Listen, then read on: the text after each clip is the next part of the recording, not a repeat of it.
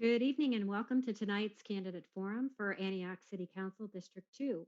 My name is Liz Fuller, Library Services Manager for the Contra Costa County Library.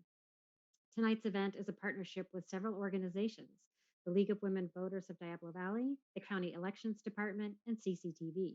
We're streaming live on Facebook, and video coverage will be available online after the program on the Library and County Elections Department websites, as well as the League's Voters Edge website.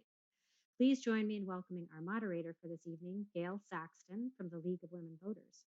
Gail is a former labor and employee relations executive who retired after 40 years of overseeing contract negotiations and administration for 3 top U.S. universities. Thank you so much, Gail, and over to you. Thank you. Welcome from the League of Women Voters of Diablo Valley. I am your moderator. The timers today are Peggy Houston and Marielle Bortz. I'd like to welcome you to this forum, which is held to inform about the candidates running for Antioch City Council District 2. Candidates participating in today's forum are Barbanica and Tony Tiscareno.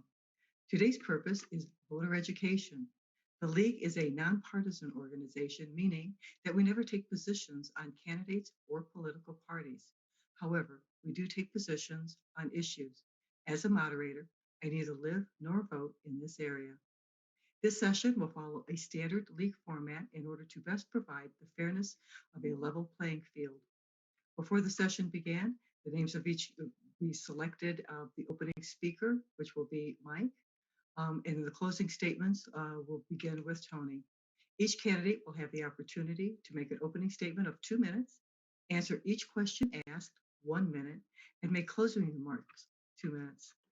After opening statements, we will proceed to questions and answer segment of the program, in which I will ask the candidates questions submitted by the audience. Each candidate will have the opportunity to answer each question. Personal attacks are not permitted. Statements made about other candidates must be in the public record.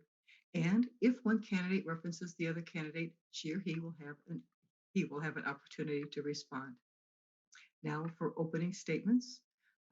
Mike, can you go first, please? Sure. Thank you very much for having me this evening, and thank you to the League of Women Voters for actually putting this forum on. We very much appreciate being able to get our message out. My name is Mike Barbanica. I'm a longtime resident of the city of Antioch. I moved to the city in 1970 and have lived multiple places throughout the city. I've raised my kids here. I have a business that I've opened here. My children are here. My grandkids are here.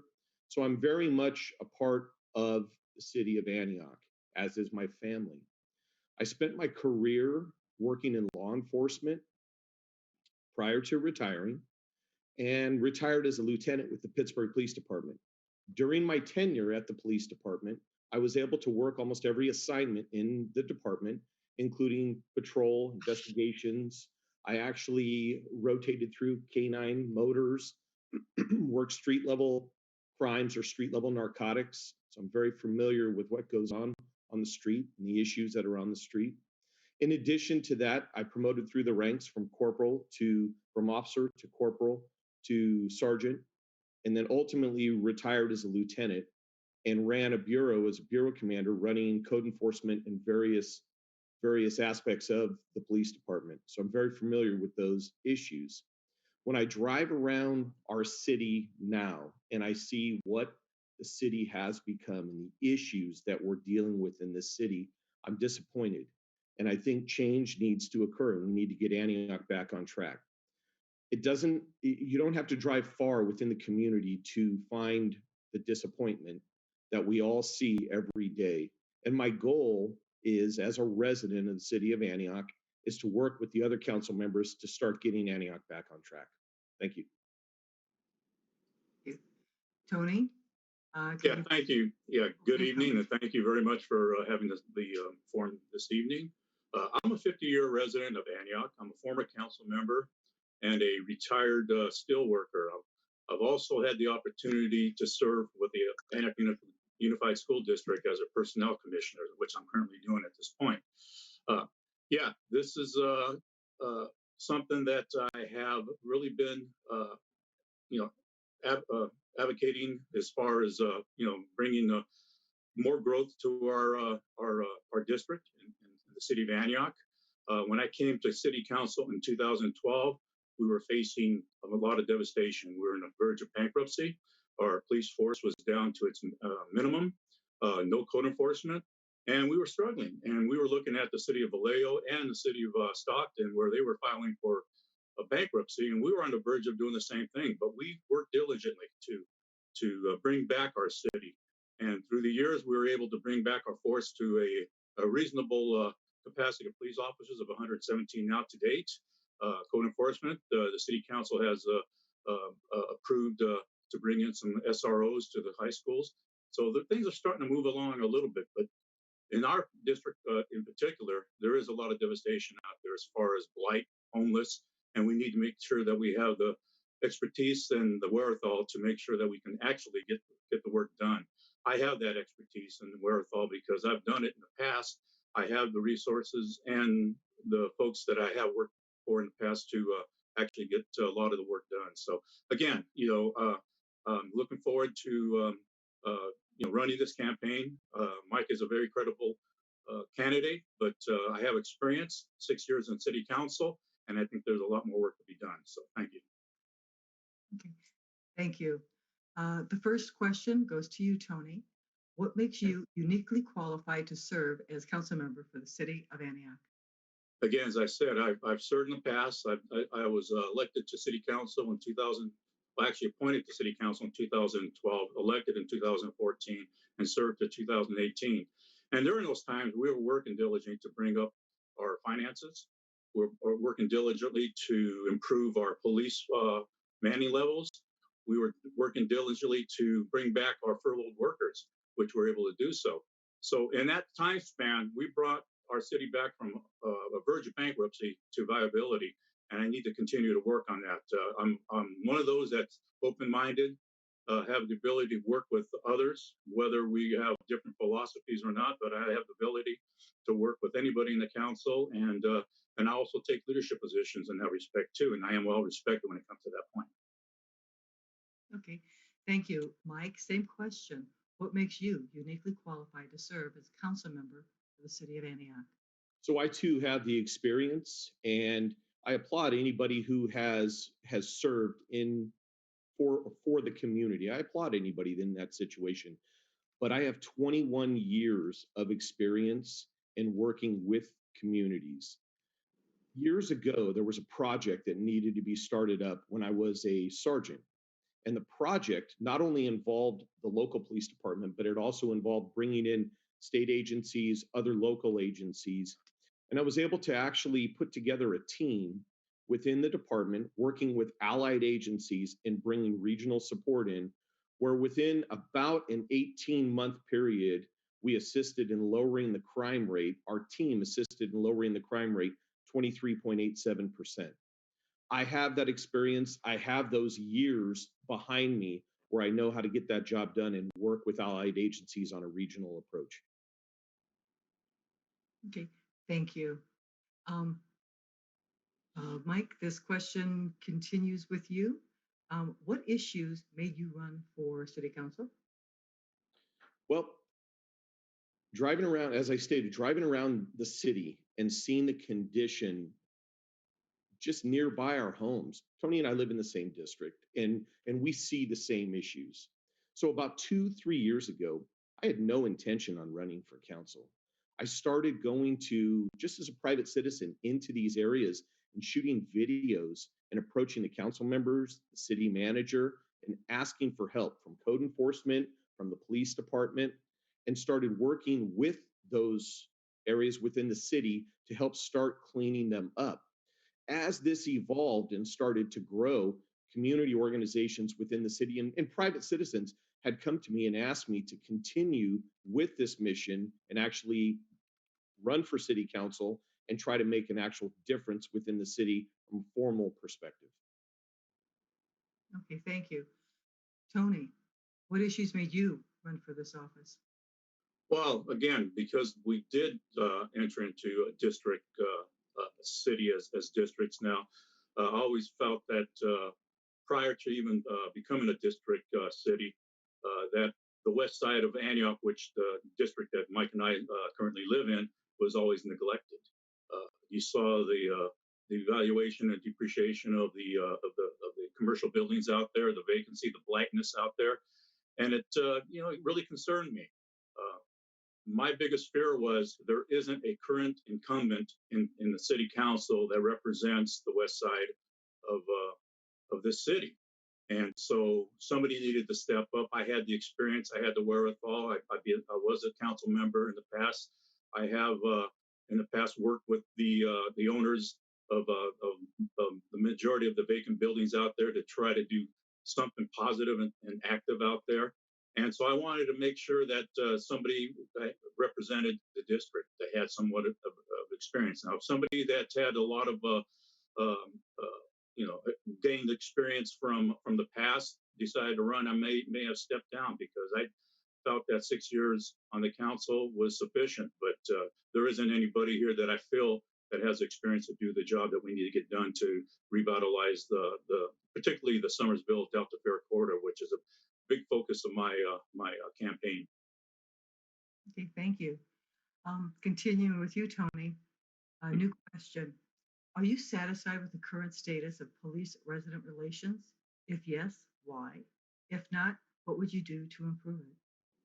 Well, I think the Antioch police is doing a great job as far as communicating with our community.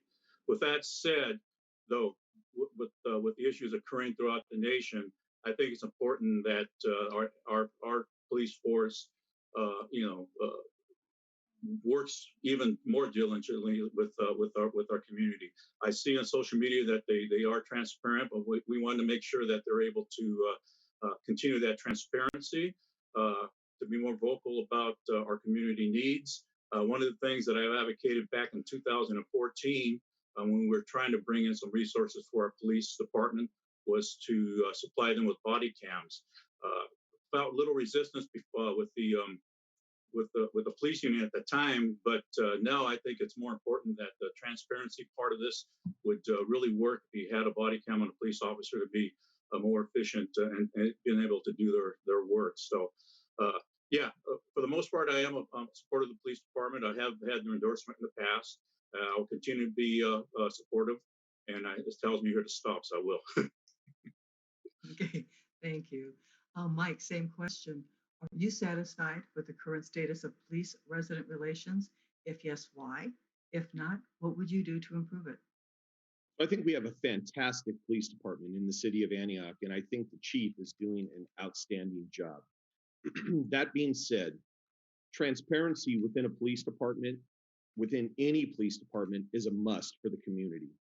And let me give you an example. Back in 1989, I brought cassette recorders. Back then, we didn't have body cams. I brought cassette recorders into our patrol team, and we started using those on stops and saw how effective they were, because the truth came out, whether what the officer did, what anybody they were interacting with did. And so I took this a step further. Before I announced my candidacy, I actually went to the Police Officers Association and I said, I'm going to be very straight with you.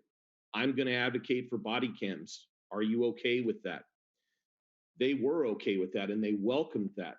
And then I went to the police chief and did the same thing. I told him, I will be pushing for body cams for transparency. He supports it, and so do I. Okay, thank you. Mike, you get first shot at the next question. Okay. Do you think affordable housing should be a council priority? If so, what would be your approach? So Tony and I are both in the housing industry. We're both retired and we're both in the housing industry. So we do deal with this quite often. And there is a need for housing, but my stance recently when I was interviewed by the Mercury News, one of the things that I told them was, yes, I understand the need for affordable housing. I do. But what my priority is to get the areas under control within the city where we can clean the city up, get rid of the garbage on the street, and make every attempt to bring business back into this community. Our ratio for housing versus business is very lopsided. We need to bring business in. We have business leaving on a regular basis. in our district, we have a business right now that's been here for 15, 20 years. They're slated to move out next month. And it's just, it saddens me. Yes, it's important. Yes, we have to make sure people are housed, but at the same time, we need to clean this city up. We need to get the city back on track, and we need to bring business into the community to balance that ratio. Thank you. Tony, same question. Do you think affordable housing should be a council priority? If so, what would be your approach? Well, the priority would be any new project should include affordable housing, and I say that as one that believes that Antioch already has affordable housing.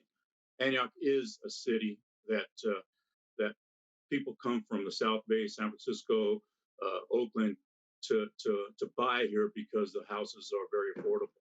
So that's we want to continue. I would like to continue to have that trend where folks that want to come here, and actually folks that are renting here in the city of Antioch that want to buy a home that can afford to buy one, they keep that median price where it's at. So we are at the lower end of median prices compared to the other cities here in East County, Central County, and the West County.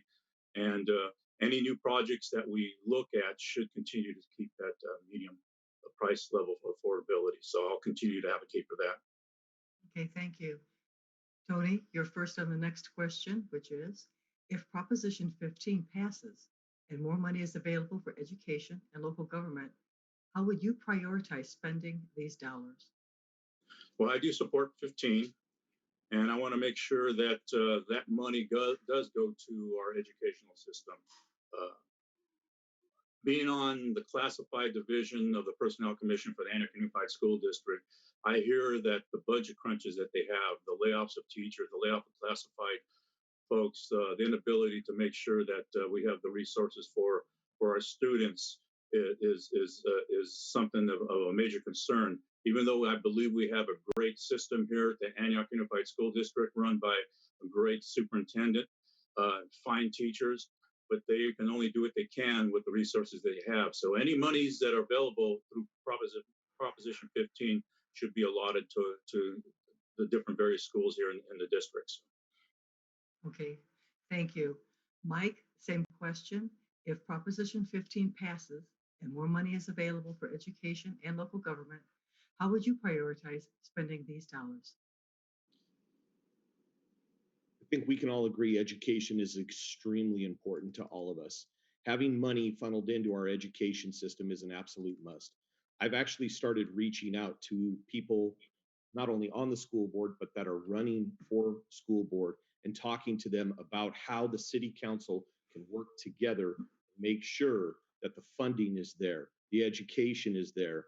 I still keep in contact with many of my teachers and talk to them, even though many of them are retired.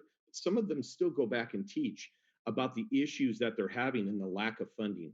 We have to have education in this city that we can be proud of, and funneling money into our educational programs and making sure that these students are taken care of first is an absolute must.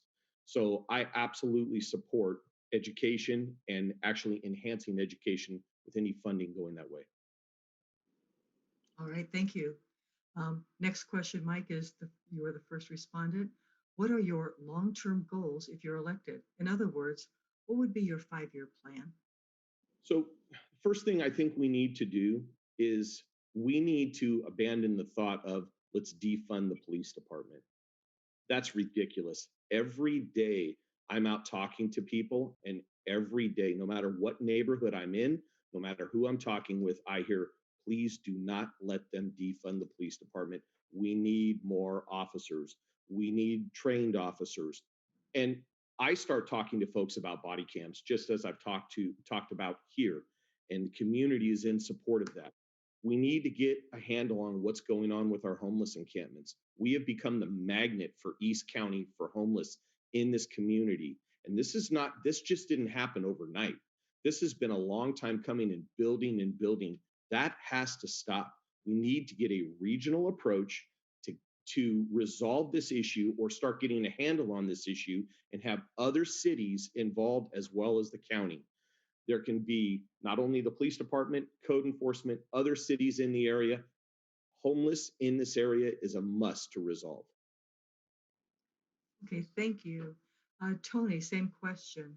What are your long-term goals if you're elected? In other words, what would be your 5-year plan? Big major focus of mine would be job creation. It's important that we have a lot of good skilled workers out here that have to travel miles and miles away just to work, to make a living, just to come back here to a bedroom community. Uh, it's I'm impressed that we have the opportunity to bring in a desalination plant that's going to be put out to bid in the near future, hopefully within the next few weeks. That's going to bring in some good temporary skilled labor jobs here to local folks here, particularly veterans, and that'll start the trend of bringing other fantastic jobs, particularly in the northern waterfront. The 2 job centers that they're promoting, particularly in Slant Ranch and the Summersville Mall. So these are a priority for me to make sure that we bring the jobs. Well, we need to make sure that we take care of the blighted areas and work with our homeless in the meantime. Thank you. Okay, thank you. Tony, you're first for the next question, which is, please discuss your ideas for the economic development of the city of Antioch. Well, I kind of stated that just a few seconds ago that I support what the city staff is promoting about bringing in a couple job centers here for the future. One, I'm very pleased to see, and I really want to focus on this one if they bring this job center to the Summersville Mall area, because that's one of the most blighted and vacant areas that we have in the entire city of Antioch, including the ones in Delta Fair.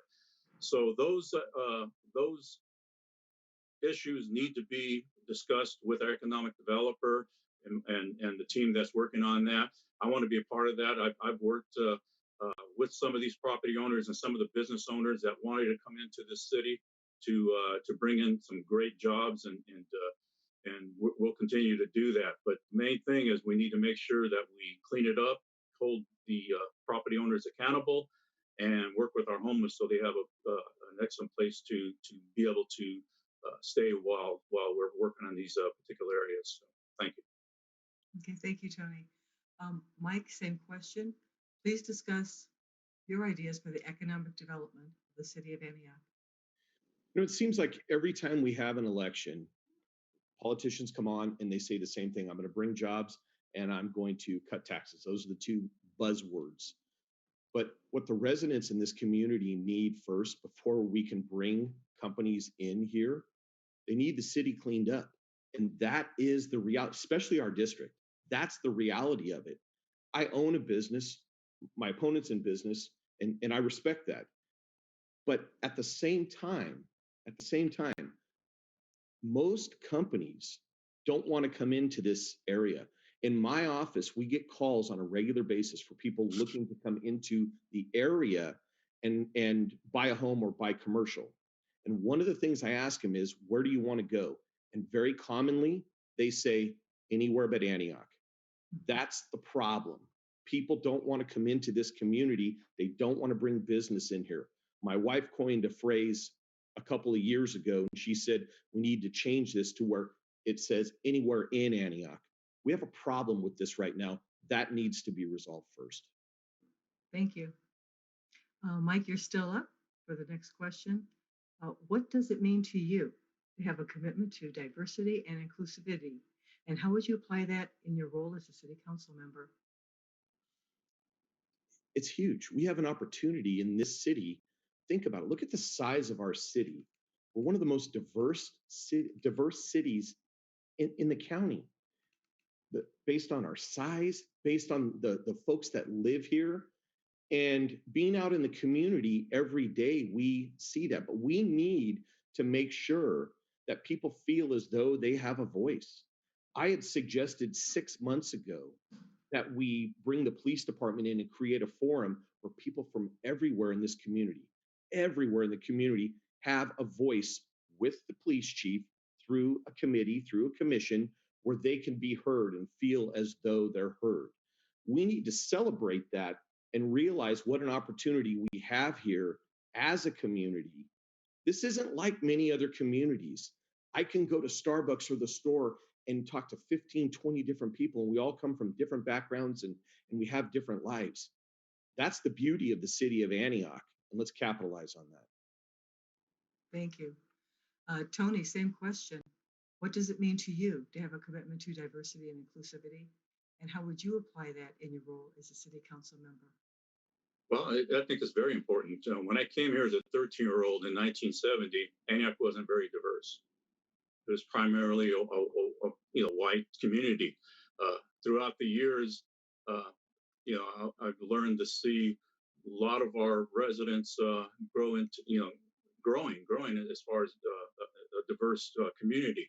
Me being of Latino descent, uh, we didn't see many of them during the 70s. Now there's, a large portion of Latinos are actually living in our district and throughout the city. We have a great African American community out here that does a lot of good things with their church communities and a lot of things out here. So I think it's important that we all have that voice uh, to see what Antioch is all about and to make sure that Antioch is inclusive with every single person here living in this city. So it's important that we promote diversity out here. It's important that we create events and community functions as a diverse community. And I think we are there, and we just need to make sure that we continue to do so. So thank you. Thank you. Tony, you're still up as the first responder to the next question. What do you consider the most important issue currently facing this council this coming year? And how do you propose to address it? The most important issue right now, I believe, is homelessness. That's one of the things that this council has been discussing. I know they've been working regionally in the county. I've done it in the past, working with the county and our state electeds to address the homeless issue. It's a tough issue. We're not the only one that has homeless in our community. Our surrounding cities have that as well, but other cities are doing something about it. Pittsburgh is bringing in a resource of an area where people can actually live on a permanent basis out there. Antioch was looking at that. We have a plot of land in the outskirts of Antioch that potentially can be that avenue for our homeless population. So I think it's going to be important that we address homeless. It's important that we continue the discussion, but we need to make sure we also bring the resources as far as mental health and other things to address this issue. It's probably our most important issue in the city of Antioch at this point. Thank you. Mike, same question. What do you consider the most important issue currently facing this council this coming year? And how do you propose to address it? Without a doubt, it's a homeless situation that we have in this city. And the homeless situation, and I want to be clear that we don't need to turn our back on that situation because there are people that are true victims. But at the same time, there are areas that are homeless encampments where crime is coming into those neighborhoods. Give you an example. Recently out on Wilbur, there was an encampment and there was a state agency that within a 2-week period recovered 12 stolen vehicles out of there, a loaded shotgun where an arrest was made, and heroin.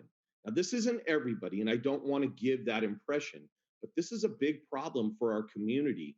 This needs to be a regional approach, not just the city of Antioch. We do not need trailers, and we do not need permanent motels at over $1 million burden to us as taxpayers within this community. We need to address it, but it needs to be done regionally with the county's help. Thank you. Mike, continuing, what do you consider your most important responsibility as a city council member? For me, that's very simple. Safety of this community. Safety of the community and the well-being of this community is number one priority. I've spent my life, 21 years of my life, ensuring that the community that I worked with was safe and worked day and night to make sure that that happened and tried to do my part. That is the number one priority, safety. We need to be able to have our families drive to the store at night and not worry about what's going to happen to them.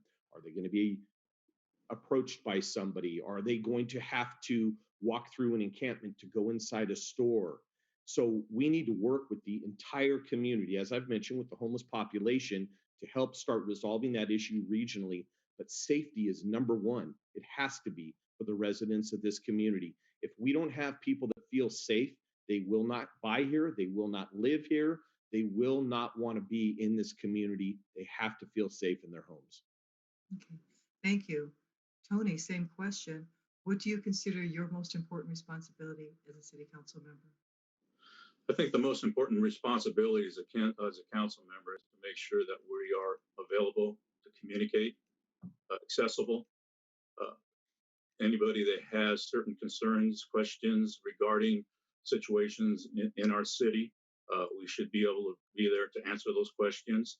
We also have the responsibility to work with our city staff, which includes our police department, our code enforcement, our field workers, the people that work on the streets, and make sure that they have all the resources to do their jobs. And it's important that we take a big stake in affording them those resources. We've done that in the past. Again, coming from a city council that I was part of that was had depleted funds, we have resources now to make sure that we are able to afford all these folks the resources they have or need to do their job. So, Okay, thank you very much. It is now time for closing statements. Each candidate will now have 2 minutes to conclude with a closing statement. Tony, you're first. yeah, thank you. Again, I want to thank Mike for being here, and thank you for having the forum. This is a little bit different situation. It's hard to prepare when you're doing it in Zoom. It's a little bit more flowing when you're doing it in person. I had the opportunity to do 2 of these in the past, but you know the Antioch being in districts now it concerns me. We're supposed to be leaders for the whole community, and I think we'll continue to do that. But when you start dividing this city into districts, we're going to start looking at our specific areas. And if you talk to different council members, they're actually focusing on those areas, and that's sad. It's unfortunate. But with that said, it is important for us to work together as a council. If I'm so afforded to be a council member and elected as council member, that's my goal and plan, is to make sure that this entire city is addressed. But I will look at my specific district and see if we can get those things done. Now, I've been here for a long time. I've been a leader in different aspects, not just in government, but from a work and career atmosphere, and have major experience in negotiations and working with employees and dealing with the management side or a union side, whatever the case may be. But I've been able to get things done, and that's the plan that I have when I am or hopefully elected to city council. So I just want to thank everybody for viewing, and look forward to more conversations. Thank you. Thank you. Mike, your closing statement, please. Sure. First, I wanted to thank the League of Women Voters for hosting this forum. I was concerned that we were not going to, with the COVID situation, be able to get out to the public and actually be heard. Also, I wanted to thank Tony for coming. I enjoyed exchanging ideas back and forth. And one of us is going to win this election. And hopefully, the voters, as this unfolds and we go to the polls here very, very soon, think about the last 2, 3, 5, 10 years. Is the condition of the city of Antioch better today than it was back then? I feel it is not. I feel we have issues that have continued to grow within the community, and we need a change. We need to get Antioch back on track. I'm really very, very proud to have been endorsed by not only the Mercury News, but the Antioch Police Officers Association. And to me, that says that these officers understand that I know the direction that this city needs to head. We have a choice in front of us, and staying status quo or going back to the past is not the answer.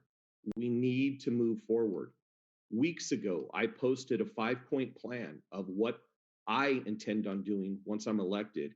And that is number one, supporting the police department and not defunding, and when possible, hiring more officers, working with and breaking up the homeless encampments, but doing it the right way and creating a regional approach, capitalizing on the downtown water views. We have a resource that is fantastic on the north end of the city, the river. Make code enforcement a priority. I believe they are slipping and it's an issue. And we always, always must continue to embrace the diversity in this city. Thank you. And I would be honored to be City Council Member District 2 for the City of Antioch. Thank you very much. I'd like to thank Mr. Barbanica and Mr. Tiscareno, who are running for Antioch City Council District 2, for participating in this forum. I'd also like to thank the Contra Costa Library, Contra Costa TV, and the Contra Costa Office of Elections, who sponsored, along with the League of Women Voters, this presentation. For further information about candidates, issues, and voting, please refer to cocovote.us, ccclib.org, or votersedge.org. Voters Edge is the League of Women Voters site. All three sites have a wealth of information. And lastly, to all viewers, be sure to vote by November 3rd. Thank you.